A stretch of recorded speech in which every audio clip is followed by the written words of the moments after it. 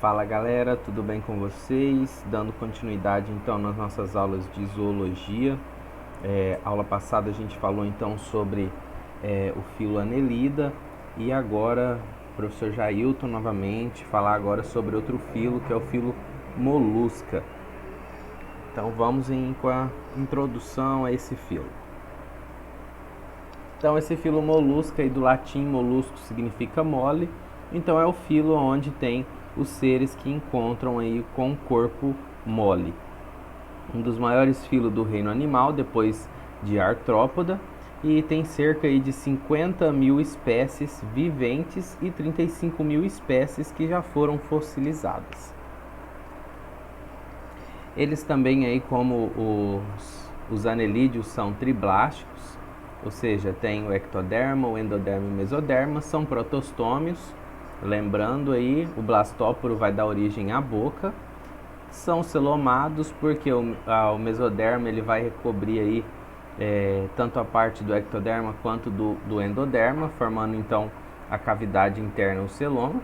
Eles vão ser esquizocélicos, ou seja, células do mesoderma, eles vão acabar se ligando aí ao tubo entérico, que é gástrico.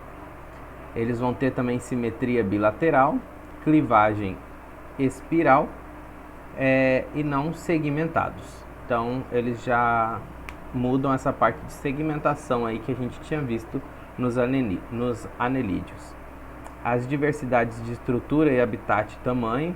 Então a maioria tem menos de 5 centímetros como máxima dimensão da concha, porém aqui a gente vê um gênero e uma espécie.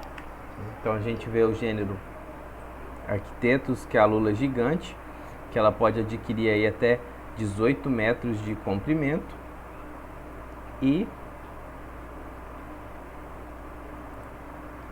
a Tridacta gigas, que vai ser encontrada aí nos recifes do Índico-Pacífico, que ela parece uma lesma gigante, ela tem em torno de 1,5 metro de comprimento e ela pesa até 225 quilos.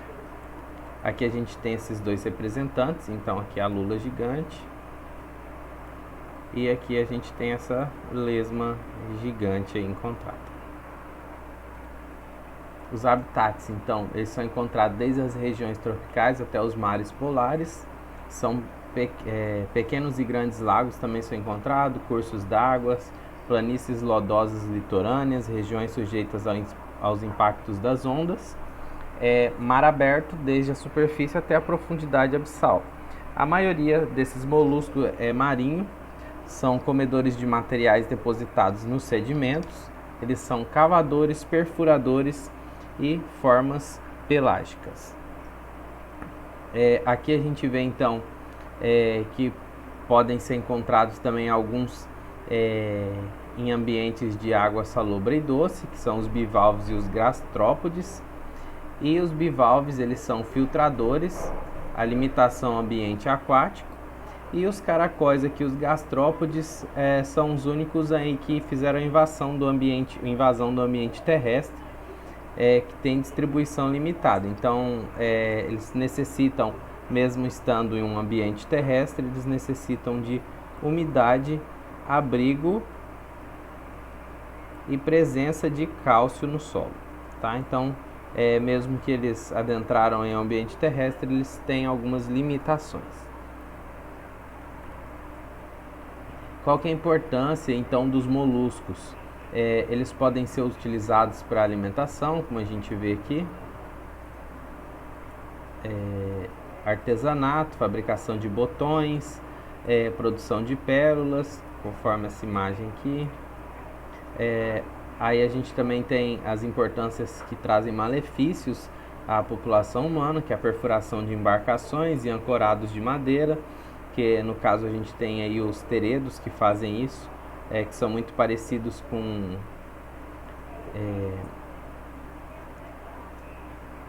cupins, né, que destroem madeira. Eles também podem fazer danos a hortas, jardins e plantações, no caso as lesmas e os caracóis. E eles também podem ser hospedeiros intermediários de parasitas. Então aqui a gente tem uma grande diversidade então do filo molusca. Aqui a gente tem o cefalópoda. Cefalópoda tem esse nome porque céfalo vem aí do encéfalo mesmo, do cérebro. Então ele tem a cabeça nos pés, poda vem de pés.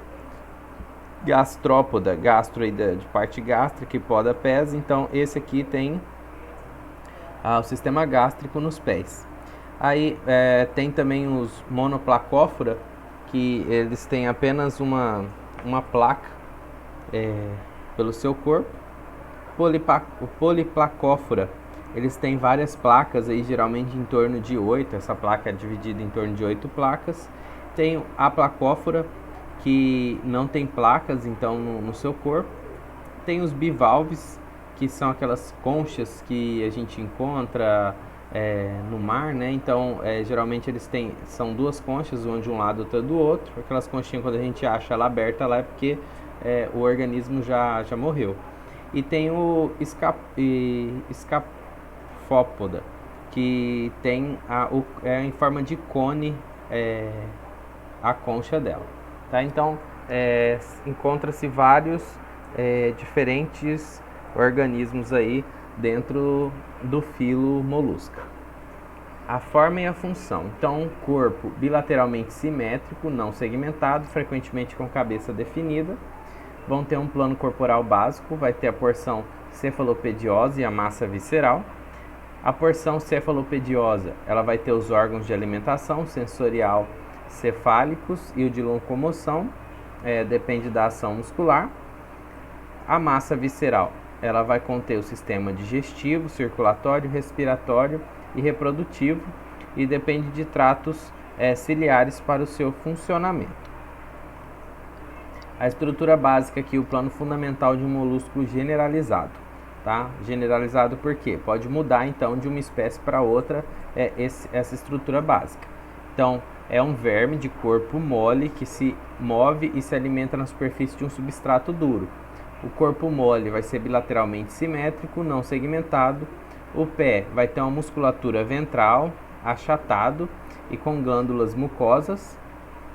A massa visceral dorsal vai ter a cabeça anterior com tentáculos e olhos. O manto fino e carnoso dorsal, que vai ter um tegumento da superfície dorsal. A concha, ela vai ser calcária dorsal, quase sempre presente, secretada pelo manto. Vai ter também aqueles que não têm concha, tá? Por exemplo, no caso das lesmas. E a cavidade do manto na parte posterior entre o manto e a massa visceral, tá? Então aqui a gente vê então esse plano corporal generalizado, tá? Então, ó, por exemplo, aqui a gente vê o manto, aqui ao redor, aí vai ter a concha, abaixo da concha então vai ter então a epiderme aqui, e aí aqui dentro vai ter essa massa visceral, tá? Aqui, pessoal, no finalzinho aqui, ó, a boca fica desse lado, onde vai se encontrar, na maioria deles, a rádula. Como eles vão ter o sistema digestivo completo, esse sistema digestivo ele vai desembocar aqui no finalzinho no ânus, e o ânus ele estará nessa cavidade do manto, aonde também vão encontrar brânquias, também chamada de ctenídeos, que vai fazer então a parte da respiração. E aqui embaixo existe os pés com essa musculatura aqui longitudinal. A rádula, que é um órgão em forma de língua, que é encontrada nesses moluscos, ele vai ser um órgão linguiforme, ou seja, em forma de língua. Ele vai ser raspador protátil, ou seja, ele vai raspar para conseguir se alimentar. Vai ser ausente em bivalves e solenogastres. Eles vão ter dentes quitinosos dispostos sobre um cinto de suporte que se movimenta para frente e para trás. Eles vão ter músculos complexos que movem a rádula e as cartilagens de suporte, chamadas de odontóforo, que é muito parecido com dentes, que eles vão fazer isso para dentro e para fora. A rádula ela vai ter dupla função, então ela vai raspar, removendo de superfície dura as partículas alimentares. Ele vai também funcionar como uma esteira condutora para transporte de partículas para o trato digestivo. Aqui a gente tem a estrutura da rádula, então, aqui é como se fossem os dentes e a língua, tá? E aí isso aqui ele vai ser colocado para fora, onde ele vai fazer muito parecido com o processo de uma esteira, né? Onde ele vai raspar e já vai jogar o alimento para o trato digestivo, tá? Aqui a gente vê então essa rádula sendo colocada para fora, fazendo o processo de raspagem e já capturando então esse alimento raspado e jogando para dentro do trato digestivo. Aqui a gente tem diferentes tipos então de rádulas, dependendo da espécie. Aqui a cabeça vai ser desenvolvida na maioria a portadora da boca e dos órgãos sensoriais especializados. Eles vão ter receptores fotossensoriais, olhos e os tentáculos. O pé vai ser adaptado para locomoção, fixação a um substrato. A estrutura ventral em forma de sola, que é esse pé que eles têm, né? A locomoção por rastejamento, ondas de contração muscular. Modificações: adesão, pé discoidal das lapas, escavação, que é o pé em machadinha dos bivalves, e tem também a propulsão a jato, que é o sifão das lulas e polvos. Então esse pé ele pode ser modificado para diferentes funções dependendo da espécie. Aqui a gente tem então diferentes tipos de organismos. Então a gente tem aqui o organismo que só vai caminhar, o que vai então fazer escavações e os que vai fazer projeção a jato.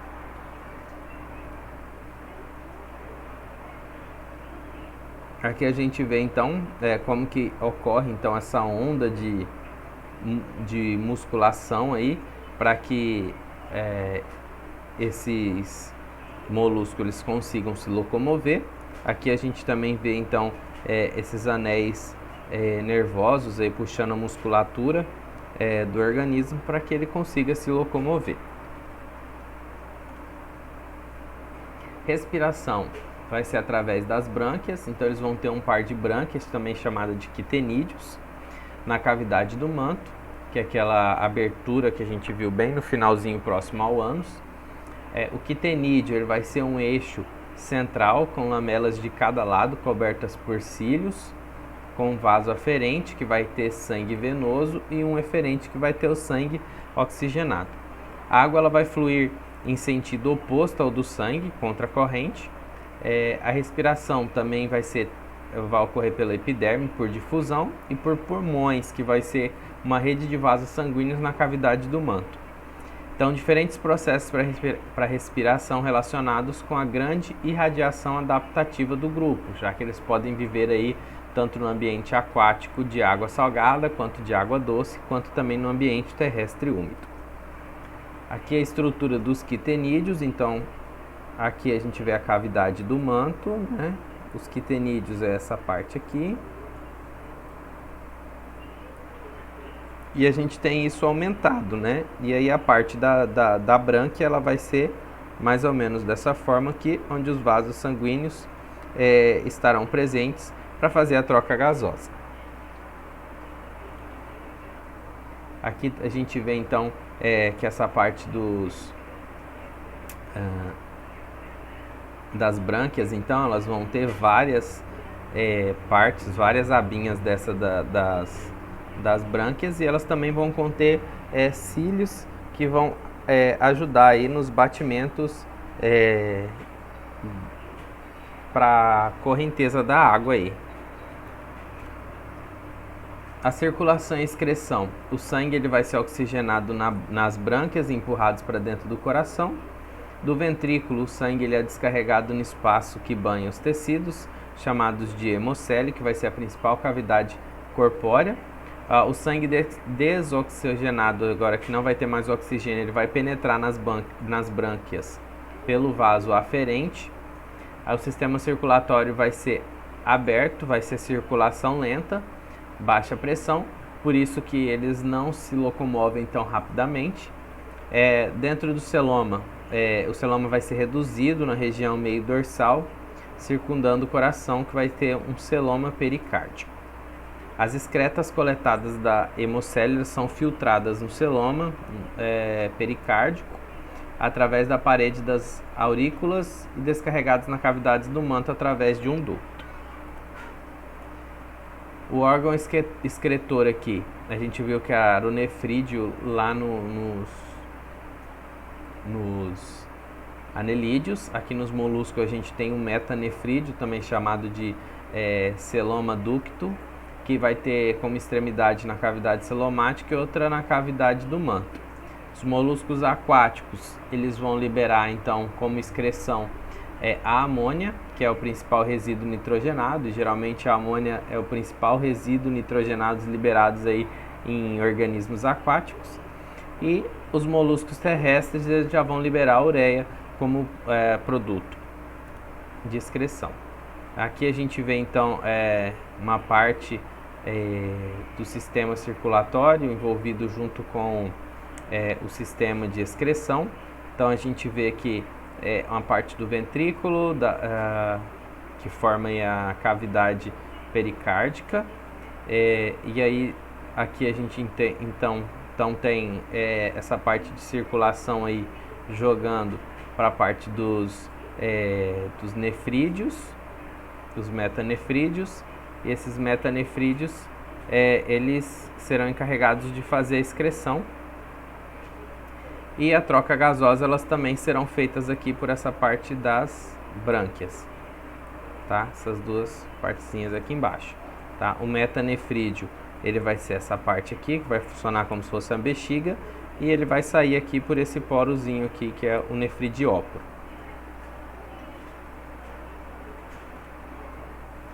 O trato digestivo, ele vai ser completo e altamente especializado, conforme o hábito alimentar dos moluscos. Ele vai ter boca, cavidade bucal, faringe, esôfago, estômago, secos digestivos, intestino, reto e ânus. Então vai ser provido também de extensos tratos ciliares, e o ânus ele vai se abrir-se na cavidade do manto. O engraçado é que ele, ao mesmo tempo que ele pega a água junto com o oxigênio, né, ele também defeca ali pela mesma parte, tá? Então a gente vê aqui, ó, que ele defeca no local onde ele pega os oxigênios, tá? Então é o mesmo local.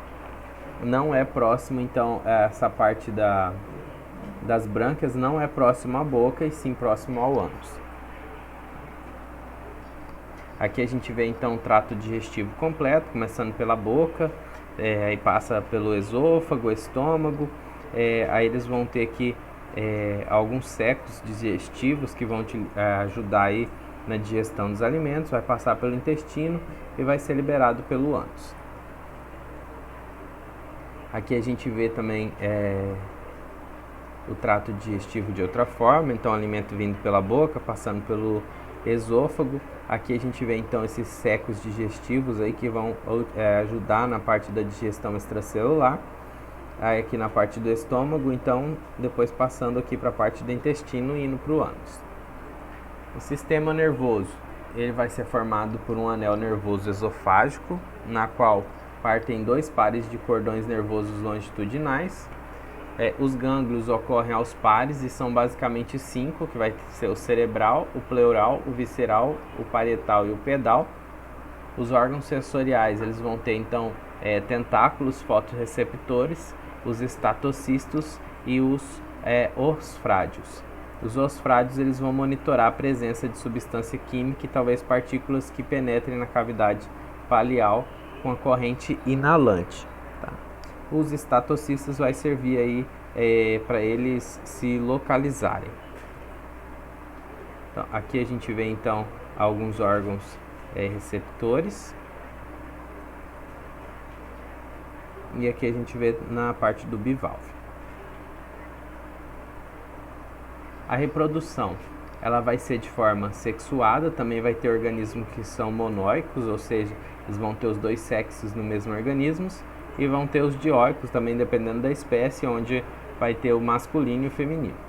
A fecundação, ela pode ser tanto interna quanto externa, e o desenvolvimento também, dependendo da espécie, pode ser direto, ou seja, sem a parte larval, e também pode ser indireto com a parte da larva. Tá? Então aqui a gente vê um acasalamento aqui do caracol do lago, que o caracol superior está acasalando como macho e o caracol inferior como fêmea, porém nesse caso aqui eles são monóicos, né? Então numa outra oportunidade isso aí pode se inverter, tá? O que está embaixo acasalar como macho e o que está em cima se acasalar como fêmea. Aqui a larva é bem parecida com a larva dos anelídeos quando é formada, tá? Que também é chamada de larva trocófora. Essa larva trocófora ela vai sair aí livre natante até ocorrer a formação então da concha, né, dos pés, para ele se transformar no indivíduo adulto. Aqui também uma outra imagem dessa larva. A concha, a função dela é como escudo ou abrigo protetor. O legal é que às vezes, por exemplo, quem às vezes for no mar, vai encontrar alguma concha e aí às vezes vai olhar dentro da concha, vai encontrar um artrópode, tá? Aquela concha não é do artrópode, sim de um molusco que possivelmente já chegou à morte, e o artrópode ele pegou aquela concha apenas para proteção, tá? Mas não é do artrópode, tá? Então as conchas que são formadas lá, elas são formadas por seres do filo molusco. Ela é secretada pelo manto. Ela vai ser composta de carbonato de cálcio depositado na forma de cristais de calcita ou aragonita, uma camada externa de proteína, uma camada mediana de carbonato de cálcio e uma camada interna de carbonato de cálcio depositada em lâminas. Diferente do exoesqueleto dos artrópodes, ela não se encaixa bem no corpo, não é trocada à medida que o animal cresce, não prova a estrutura do corpo, não possui juntas, não serve para inserção muscular. O cálcio obtido na água circundante do solo ou do alimento. A primeira concha aparece durante o período larval, como foi mostrado ali na larva tracófora, e cresce continuamente por toda a vida. Alguns moluscos possuem conchas reduzidas ou são desprovidos de conchas. Tá? Então aqui a gente vê uma estrutura em forma de espiral, e aí ela vai sendo formada então através de etapas, tá? E cada etapa ela vai ser produzida de uma forma diferente, né? Aqui a gente também vê várias conchas diferentes aqui em forma de espiral. Essas conchinhas aqui que são conchas de bivalve, que precisa de duas, uma de um lado, outra de outro. Aqui então a gente vê alguns organismos que são cefalópodas, ou seja, eles têm o cérebro nos pés. Aqui a gente vê a parte dos gastrópodas, que tem a parte gástricas nos pés, tanto aquática quanto terrestre. Aqui a gente vê alguns bivalves, que são esses que têm as conchas de um lado do outro, e geralmente são sésseis. Aqui embaixo os produtores de pérolas. E aqui por último, para a gente finalizar, a gente vê então um escafópoda, aonde essa concha ela fica em forma de cone. Então pessoal, abraço, fiquem com Deus e até a próxima aula, que a gente vai falar então sobre equinodematas.